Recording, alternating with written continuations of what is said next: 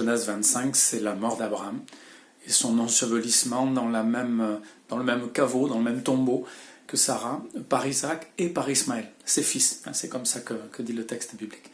Genèse 25, c'est aussi la découverte d'une deuxième femme, Kétoura, deuxième femme d'Abraham. On n'est pas sûr que ce soit après la mort de Sarah, il est possible qu'Abraham ait eu une concubine et qu'on le découvre maintenant.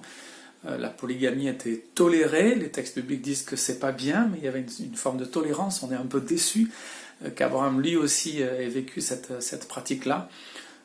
Et on nous parle de la descendance des enfants de Kétoura. On parle des concubines d'Abraham.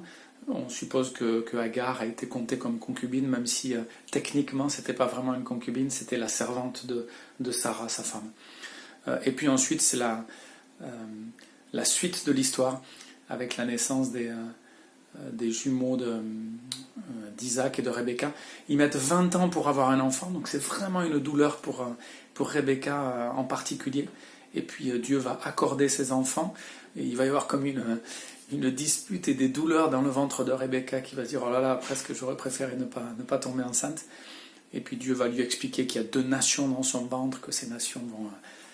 que la plus jeune va être plus forte que la plus âgée.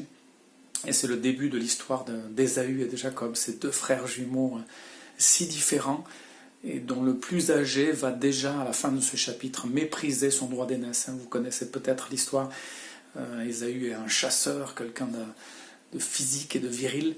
Et quand il revient de la chasse épuisé, eh bien son frère Jacob, qui est plus délicat et qui passe beaucoup de temps dans les tentes, et bien a préparé un bon repas, un potage roux, peut-être des lentilles. C'est ces fameuses lentilles.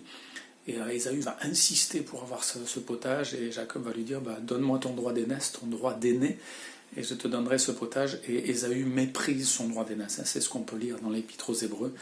Donc c'est le début de cette histoire étrange de ces enfants en tension, et de ses parents aussi, Isaac et Rebecca, qui finalement n'agissent pas bien, puisque l'un préfère Ésaü, l'autre préfère Jacob. Il y a une tension qui se crée dans cette belle famille, et une tension qui se crée entre ces 2 frères. Mais on est obligé de constater que l'aîné va commencer à mépriser son droit d'aînesse.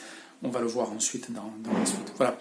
Donc tout n'est pas magnifique dans l'histoire de la vie d'Abraham, tout n'est pas magnifique dans l'histoire de la vie d'Isaac, mais on continue de voir l'action de Dieu dans cette famille qu'il a choisie, qu'il a appelée et qu'il continue de garder.